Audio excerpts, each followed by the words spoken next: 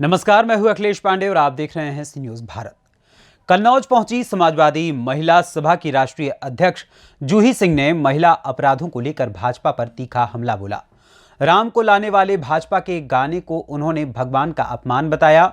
अयोध्या में हो रही भगवान राम की प्राण प्रतिष्ठा को उन्होंने भाजपा का एक इवेंट बताया।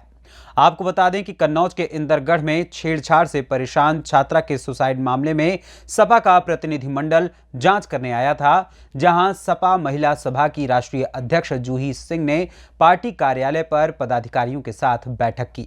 प्रतिनिधिमंडल में महिला सभा की राष्ट्रीय उपाध्यक्ष नेहा सिंह, कन्नौज जिला अध्यक्ष कलीम खां, महिला जिलाध्यक्ष कंचन कनौजिया, शशिमा सिंह, गीता यादव, अर्चना मिश्रा सहित सभी ने बैठक की।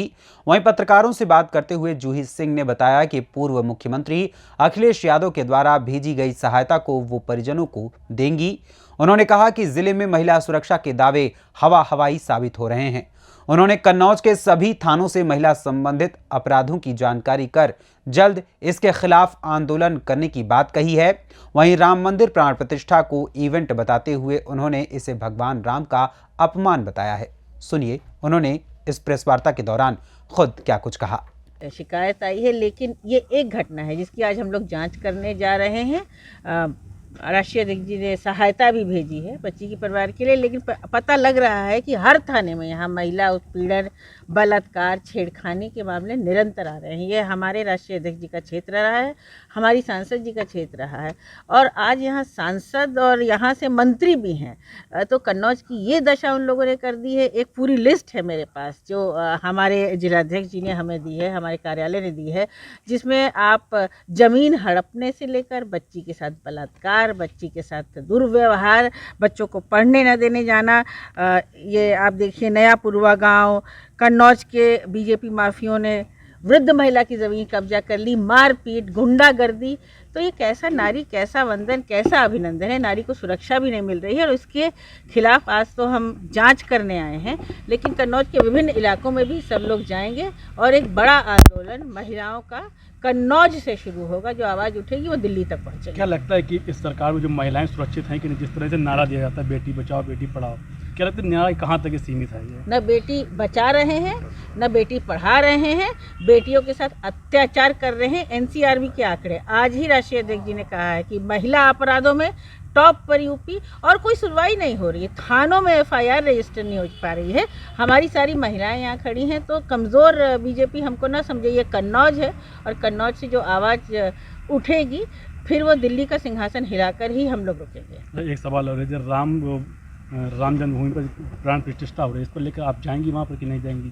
जैसे इनसे न्योता मिला है। कन्नौज की धरती पे मैं अयोध्या की बेटी हूँ और खड़ी हुई हूँ, और मैं बहुत पहले से जाती हूँ। मुझे किसी को या राष्ट्रीय अध्यक्ष जी को या सांसद जी को न्योता देने की ज़रूरत नहीं है। राम तो कण में, हमारा जब मन होगा हम दर्शन करने जाएंगे और बिना आडंबर के दर्शन करने जाएंगे। अभी हमारा काम यह है कि हम सियासत करते हैं और पिछड़े, दलित, अल्पसंख्यक, आधी आबादी और वो अगड़े जिनको पीड़ित कर रखा है इस पूरी भारतीय जनता पार्टी ने, उनकी आवाज़ हम उठा रहे हैं और उनकी आवाज़ में ही राम की आवाज़ है। जिस तरह से आपने दलित की बात की है, वहाँ पर सुनने में आया कि जो दलित का पैसा है वो लोग मंदिर में नहीं लगाएंगे और उनको अंदर नहीं प्रवेश दिया जाएगा। इस पर क्या कहना है आपको? इनको राम से कोई मतलब नहीं है, वो एक इवेंट है, इवेंट करके वो चले जाएंगे। इनको उत्तर प्रदेश से कोई मतलब नहीं है। उत्तर प्रदेश में व्यापार चौपट हो रहे हैं, दुकानें बंद हो रही हैं, रोज़गार नहीं मिल रहे हैं, महिला अपराध तो बढ़ ही रहे हैं। तो सियासत करें, बाकी राम हमारे लिए कभी भी सियासत का मुद्दा नहीं रहे। हम हर धर्म का सम्मान करते हैं। जिस तरह से वहाँ पर विपक्ष की होर्डिंगें हटाई जा रही हैं, केवल भारतीय जनता पार्टी की होर्डिंग लगाने का काम किया जा रहा है, इस पर क्या कहें?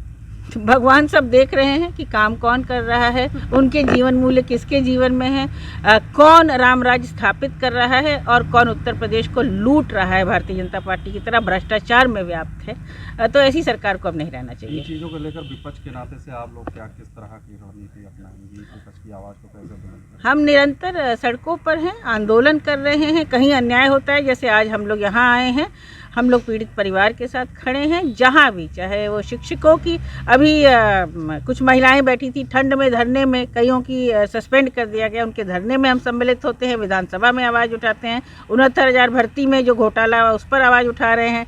डायल 112 से जिन लड़कियों को निकाल दिया गया, राष्ट्रीय अध्यक्ष जी खुद उनसे मिले, तो समाजवादी पार्टी सड़कों पर है। तमाम लोगों का कहना है, शंकराचार्यों का भी कहना है कि इस जो मंदिर का जो उद्घाटन किया जा रहा है वो जल्दबाजी में किया जा रहा है, क्योंकि 2024 का चुनाव लगा हुआ है। आप लोग किस तरह से देख रहे हैं, वाकई क्या जल्दबाजी कर रही है भारतीय जनता पार्टी? नेताजी हों, हमारे राष्ट्रीय अध्यक्ष हों, सांसद जी हों, हमारी पार्टी हो, सब लोग धर्म को मानते हैं, राम सबके हैं। जब हमें मन होगा हम ज़रूर दर्शन करने जाएंगे। बाकी ये शंकराचार्य जी का अपमान है, उनका क्या कहें, धर्म का भी अपमान भारतीय जनता पार्टी कर रही है। उनका कहना है राम को हम लाएं, उस पे क्या कहें? राम अयोध्या में थे, राम उत्तर प्रदेश में थे, राम भारत में थे, राम सबके मन में थे, कोई उनको लाएगा नहीं। और ये तो बहुत बड़ा अहंकार है कि आप राम को ले आएंगे। सतयुग से थे, राम को कलयुग में रहे कहाँ थे। जी। कन्नौज से सीनियर संवाददाता शिबू सैनी की रिपोर्ट। देखा जाए तो ये कोई पहली बार नहीं है जब सपा ने बीजेपी पर हमला बोला है। सपा हमेशा से भाजपा की नीतियों और योजनाओं की विरोधी रही है। सपा प्रमुख अक्सर इसको लेकर केंद्र और राज्य दोनों की सरकारों पर हमला बोलते रहते हैं, मगर वास्तव में महिलाओं की सुरक्षा एक अहम मुद्दा है और इस पर वर्तमान सरकार के साथ साथ आने वाले समय में भी सभी को ध्यान देना होगा और साथ ही साथ पूरे भारत भर की पक्ष हो या विपक्ष हो, सभी को इस बात का ध्यान रखना होगा कि महिलाओं की सुरक्षा हर किसी की जिम्मेदारी है, क्योंकि महिलाएं इस देश में आधी आबादी का हिस्सा हैं। फिलहाल इस खबर में बस इतना ही। देश दुनिया की तमाम खबरों के लिए देखते रहें सी न्यूज़ भारत। हर खबर आपके साथ, आपके हाथ।